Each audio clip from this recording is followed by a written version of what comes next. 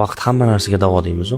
Haqiqatan ham vaqt hamma narsaga davo ekan. Eng zo'r dori vaqt ekan. Inson ba'zi kunlarni o'tmaydi deb o'ylaydi, lekin bilmaydiki o'sha o'tmaydi degan kunni ertasida yashab yurgan bo'ladi. O'tmaydi degan haftalarini keyingisida yashab yurgan bo'ladi. Haqiqatan ham bu kunlar emas, bu g'amlar emas, bu muammolar emas, bu hafta, bu oylar, bu yillar emas, bir umr o'tib ketadi. Hamma narsa o'tib ketadi hayotda. O'tmaydi, mana shuni qolib ketaman deb o'ylaydi, lekin bir ko'zini ochib yumadiki, hamma narsa esdan chiqib ketadi. Yaqin insonlar beganaga aylanadi. Begana bo'lgan insonlar atrofiga yig'ilgan bo'ladi. Shunaqa hayot. Vaqt hamma narsaga davo. Sabr qilishni bilish kerak odam. Hamma narsa o'tib ketadi. Kechani eng qorong'u payti ertalabga yaqin payt. Qiyinchilik kuchayib ketgan, sizga nisbatan adolatsizlik, zulmlar kuchayib ketgan paytda yorug' kunlar kelishiga ozgina qolgan bo'ladi. Zulm ustamlar kuchayib ketgan paytda yaxshi kunlarga ozgina qolgan bo'ladi. Doim shunaqa bo'lib kelgan o'zi. Qiyinchiliklar kuchayib ketdimi, demak ozgina qoldi osonchilik keladi. Osonchilikka yaqin paytda qiyinchilik kuchayadi. Nurga yaqin paytda zulmat kuchayib ketadi. Lekin baribir o'tadi.